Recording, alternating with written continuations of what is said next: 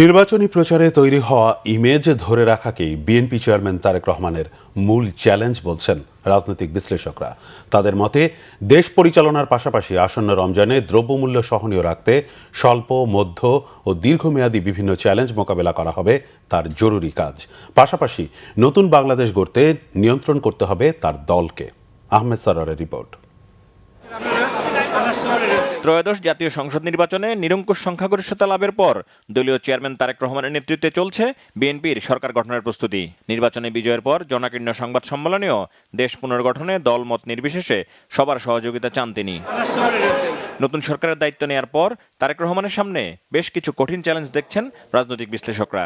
বলছেন তাকে বেশি নজর দিতে হবে দীর্ঘদিনের ভঙ্গুর অর্থনীতি ও নাজুক আইনশৃঙ্খলা পরিস্থিতির দিকে। আমি মনে করি 3 ধরনের চ্যালেঞ্জ আছে।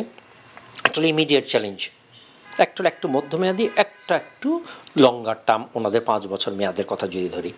ইমিডিয়েট চ্যালেঞ্জ হলো সরকার ক্ষমতা নেওয়ার 2-1 দিনের মধ্যেই কিন্তু পবিত্র রমজান শুরু হচ্ছে। এই রমজানকে ঘিরে এই দেশে পণ্য মূল্যের সরবরাহ এবং দাম নিয়ে সাধারণ মানুষের কষ্টের যে বিতিকিচ্ছিরি কাণ্ড আমরা যুগের পর যুগ দেখে আসছি, সেটা পুনরাবৃত্তি আপনার রোধ করাটাই ওনার সবচেয়ে বড় চ্যালেঞ্জ। এখানে ওনাকে অত্যন্ত কঠিন হতে হবে। সাংবাদিক বলেছেন যে এত সিট পেয়েছেন, আপনার কি ইলেকশন ইঞ্জিনিয়ারিং করেছেন?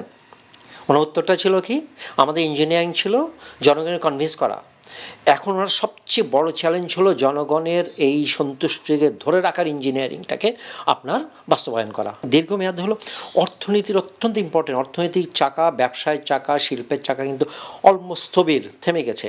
এইটাকে অনতিবিলম্বে চালু করা, উদ্যোগগুলি নেওয়া, ব্যবস্থাগুলি নেওয়া, এটা আরেকটা চ্যালেঞ্জ। মোবোক্রেসি বলে আমাদের একটা নতুনভাবে যুক্ত হয়েছে, যেটি মানুষকে একটা আতঙ্কের মধ্যে রেখেছে। তারেক রহমানের নেতৃত্বে যে সরকার গঠিত হবে, প্রথম তাদের যে চ্যালেঞ্জটা হবে সেটা হলো যে আইন শৃঙ্খলার পরিস্থিতির উন্নয়নের মধ্য দিয়ে মানুষের জানমালের নিরাপত্তা নিশ্চিতকরণ।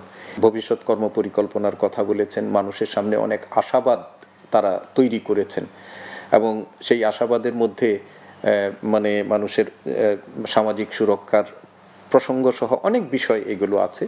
তো সেইগুলো বাস্তবায়ন করার জন্য আমাদের দেশে যে অর্থনৈতিক সক্ষমতার দরকার, সেটি কিন্তু বাংলাদেশের এই মুহূর্তে আছে বলে আমরা মনে করি না।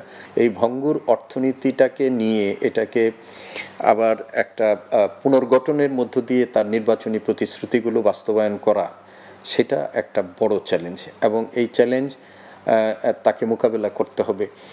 পুরো নির্বাচনী প্রচারে তারেক রহমানের বিশেষ ইমেজ গড়ে ওঠে জনগণের মাঝে। রাজনৈতিক বিশ্লেষকরা মনে করেন 5 আগস্টের পর বিএনপির বিরুদ্ধে যেসব অভিযোগ উঠেছে তা ভেঙে নিজের এবং দলের ভাবমূর্তি গড়ে তুলতে কঠোর হতে হবে তারেক রহমানকে। বাংলাদেশের মানুষ অত্যন্ত আবেগপ্রবণ, কিন্তু তারেক রহমানের এয়ারপোর্টে নেমে এসে মাটি স্পর্শ থেকে শুরু করে শুক্রবারে জুমার নামাজে তার স্যান্ডেলটা নিজের হাতে নিয়ে যাওয়া, সবই কিন্তু বাংলাদেশের মানুষ খেয়াল করে এবং এগুলো তাদের রাজনীতির কর্মকাণ্ডের সাথে ব্যক্তি আচরণের এই বিশেষ দিকগুলো কিন্তু মানুষকে স্পর্শ করে। ফলে তারেক রহমান যে ইতিবাচক ইমেজ জনগণের সামনে ইতিমধ্যে তুলে ধরেছেন বা তুলে ধরার চেষ্টা করছেন, এটা প্রধানমন্ত্রী হিসাবেও তাকে অব্যাহত রাখতে হবে। আগে বলেছি ওনাকে নির্মোহ হতে হবে, একদম নির্মোহ। ওনাকে ওনার অঞ্চল, দল সব ভুলে যেতে হবে। উনি দেশের প্রধানমন্ত্রী, উনি বাংলাদেশের প্রধানমন্ত্রী, উনি 18 কোটি লোকের প্রধানমন্ত্রী। সবার প্রত্যাশা ওনার কাছে, এবং সবাই যে সে আস্থাটা পায় যে উনি আসলে কোনো বিশেষ গোষ্ঠীর প্রধানমন্ত্রী না, বিশেষ দলের। তার স্ট্রেংথ কী, তার উইকনেস কী, অপরচুনিটি কী, তার থ্রেট কী, এই বিশ্লেষণের মাধ্যমে তাকে তার কর্মসূচি, তার কৌশল প্রণয়ন করতে হবে। বেগম খালেদা জিয়ার নেতৃত্বে বিএনপি দেশ পরিচালনায় যে দক্ষতা দেখিয়েছে, তার অনুপস্থিতিতে তা উতরে যাওয়ারও একটা চাপ থাকবে তারেক রহমানের ওপর। আহমেদ সরওয়ার, বাংলাভিশন, ঢাকা।